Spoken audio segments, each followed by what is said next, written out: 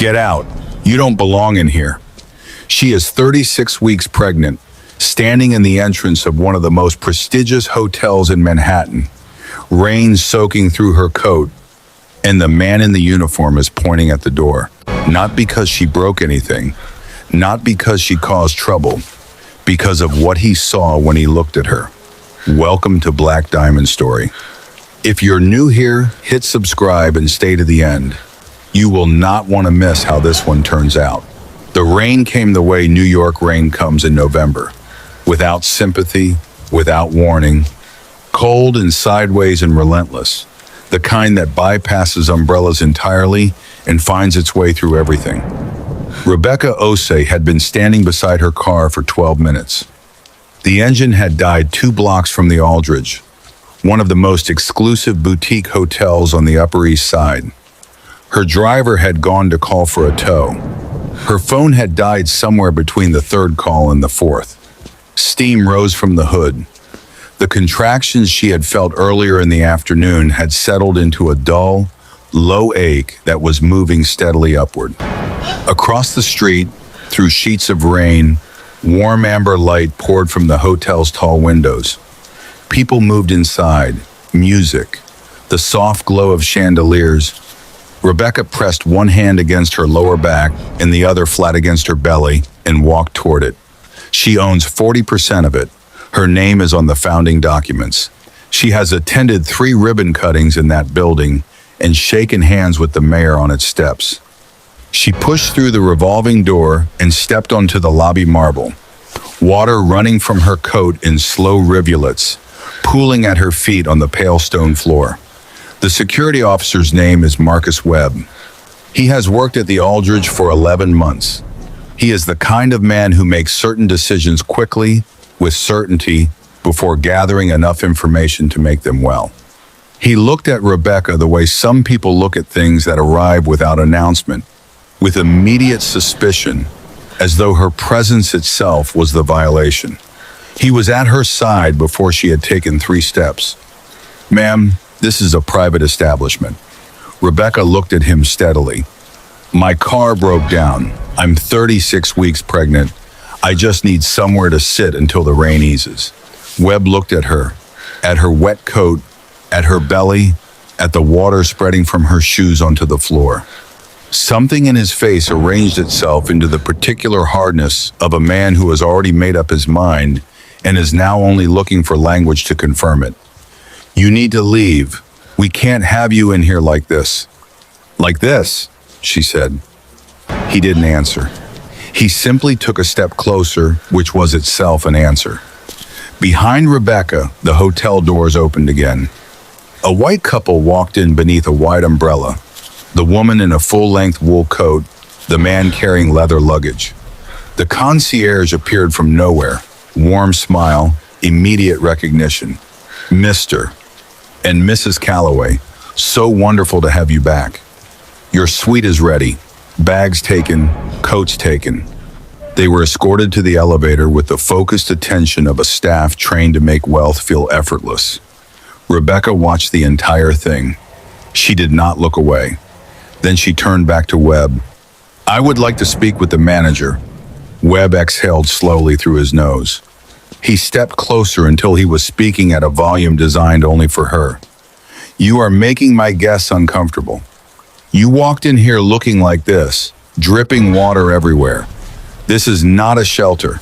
His eyes moved from her face to her belly and back up again with deliberate, assessed disgust.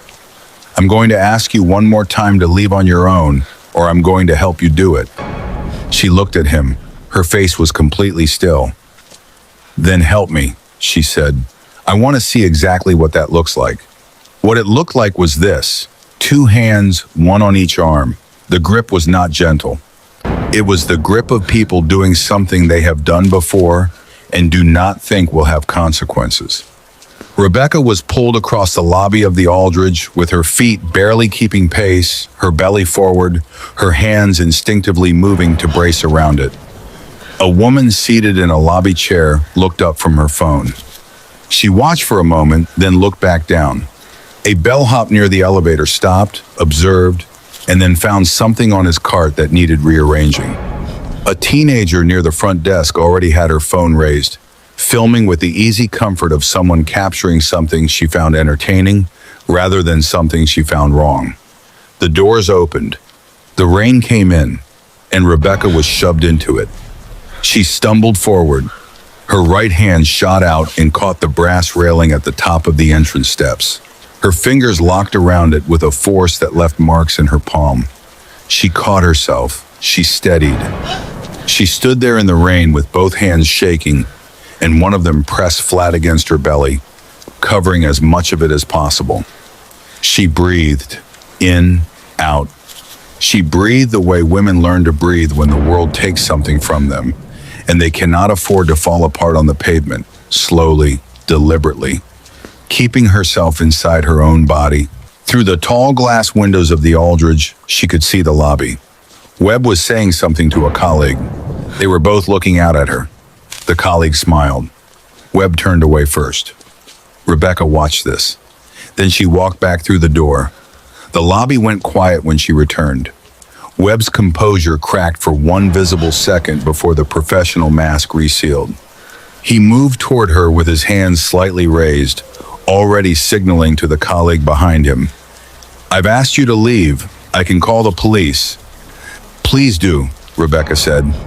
She said it calmly, without heat, in the voice of someone who has already thought several steps ahead.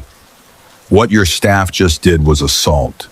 I was physically removed from this building while 36 weeks pregnant. I want that on record." She looked at him steadily. "Make the call." She stood there and let it happen. Because she had seen, when they threw her into the rain, a young man standing beneath the awning of the deli across the street with a takeout container in one hand and his phone in the other. The phone was pointed at the Aldridge entrance. He had been there when she arrived. He was still there now. She had noticed the angle.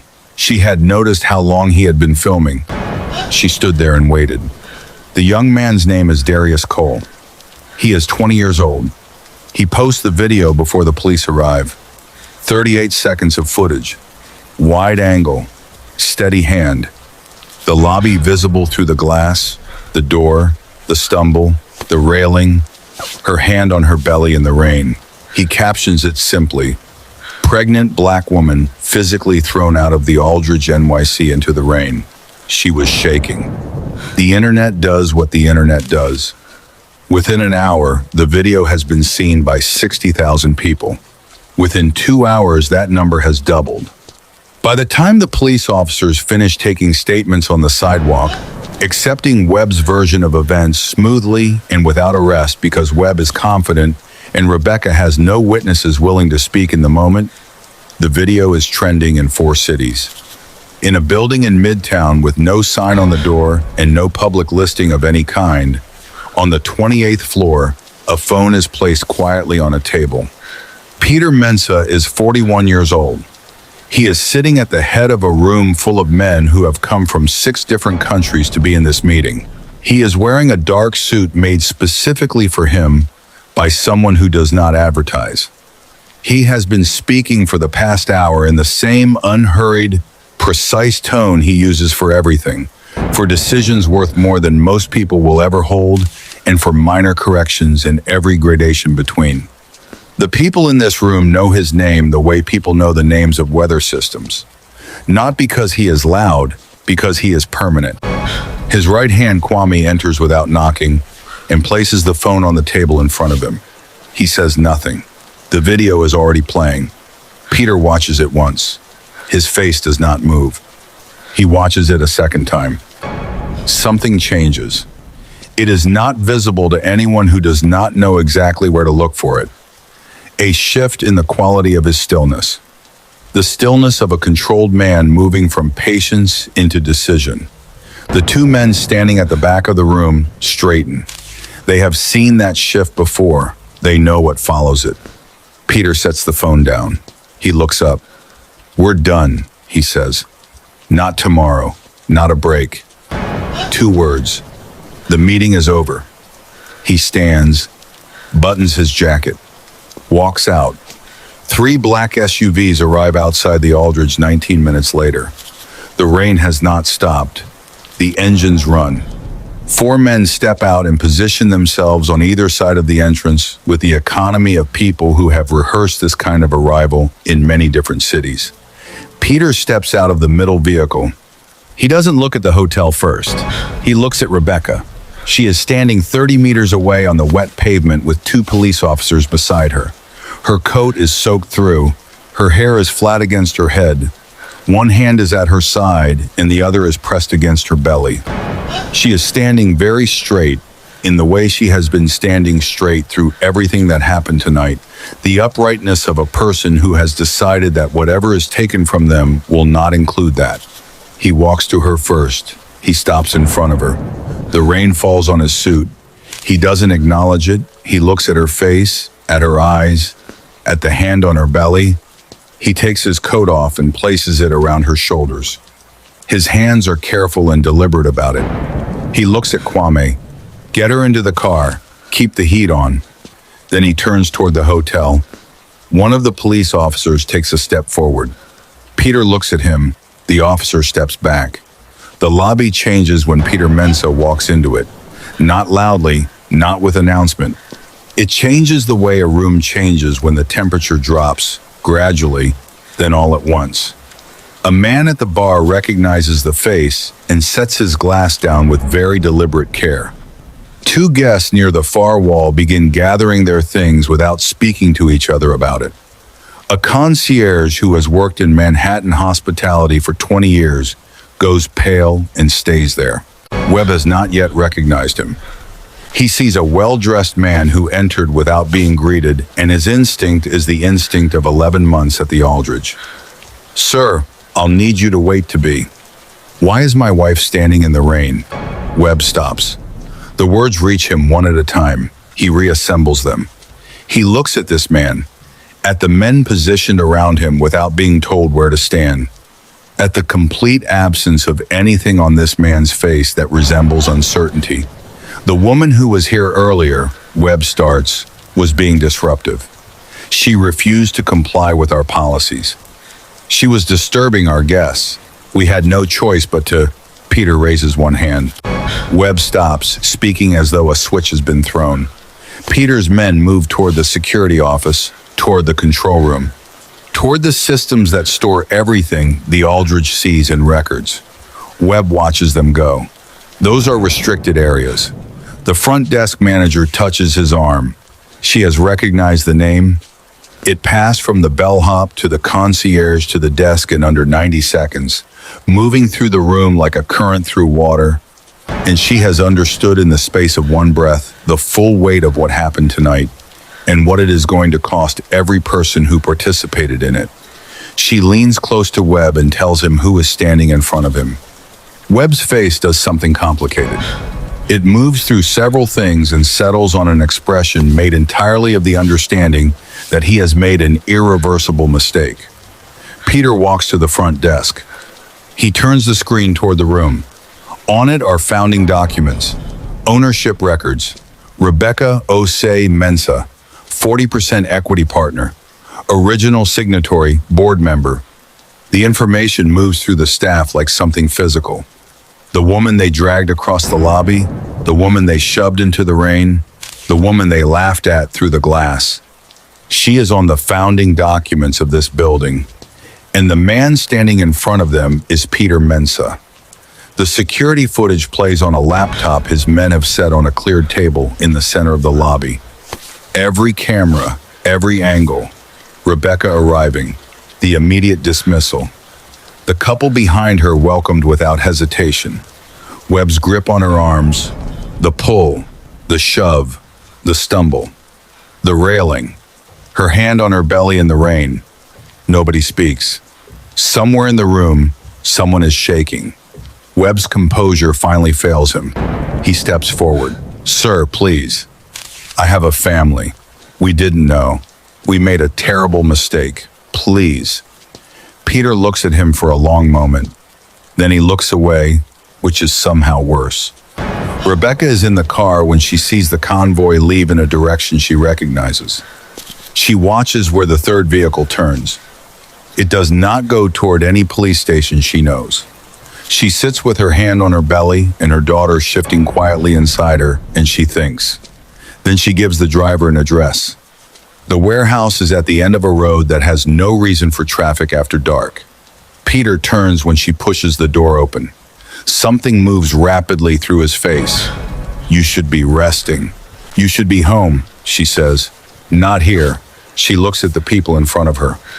Webb in a chair, stripped of everything that made him authoritative in that lobby, looking like what he is, a man who made a catastrophic decision and is only now measuring its full dimensions.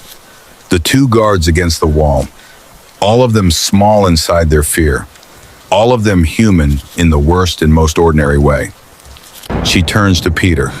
"This is not the way." He watches her. "I know what this place is. I know what you brought them here for." She crosses the floor to him.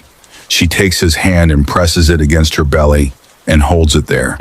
Their daughter shifts beneath his palm. That small living pressure, present, unaware, entirely real. "If you do what you are thinking of doing tonight," she says quietly, "it follows our daughter. It follows everything we are trying to build for her." She presses his hand more firmly. "They humiliated me in my own building while I was carrying your child. The world already knows. It is on camera. It is documented. The police were called. The records exist." She looks up at him. "Let their names be on a court document that never disappears.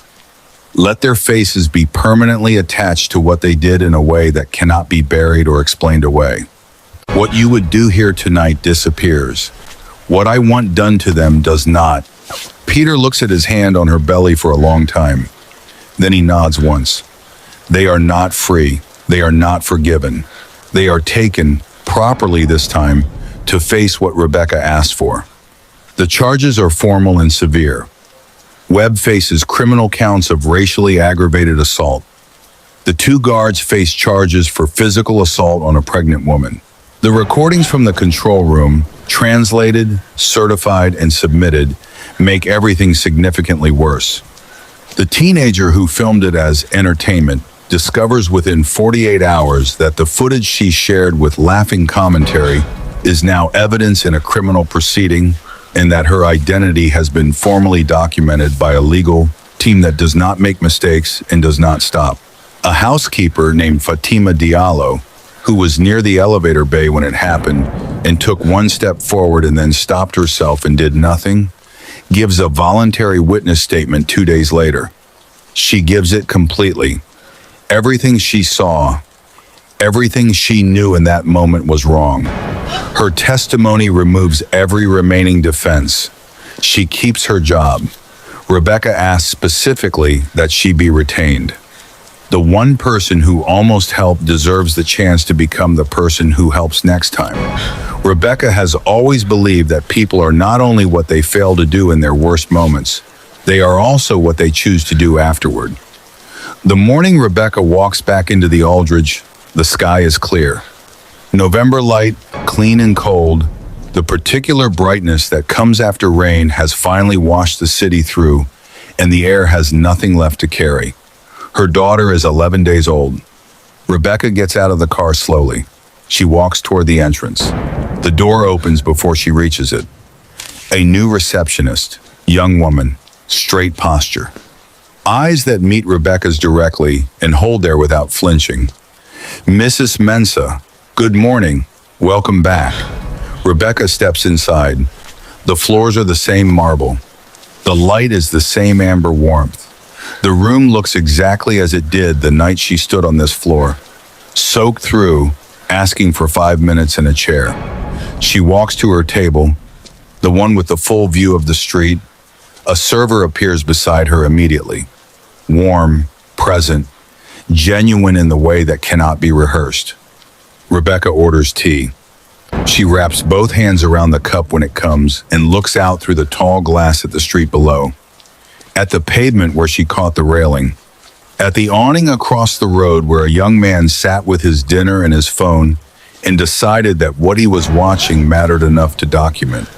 She thinks about Peter's hand on her belly in the warehouse, the way he went still, the way that stillness was different from every other kind she has seen in him over the years. The stillness of a man choosing something against his own nature because someone he loved asked him to. She thinks about Webb's name on a court record, about the two guards discovering that there are things you do with your hands that your hands never stop belonging to. She looks out at the clear morning. She does not feel triumph. She does not feel anger. She feels like a woman sitting in her own hotel on a clear morning drinking tea, which is exactly what she is, and which is exactly what she was the night she walked through that revolving door in the rain and stood on this marble and asked for somewhere to sit. She just had to wait for the rest of the world to catch up. So here is what this story leaves with you. When something wrong is happening directly in front of you, will you raise your phone to be entertained by it, or will you raise it to document something that matters? The Rebeccas of this world should never have to stand in the rain to prove they belong somewhere they already own. If this story moved you, share it with someone who needs to hear it. And if you are not yet part of the Black Diamond Story family, subscribe now. More stories like this one are on the way.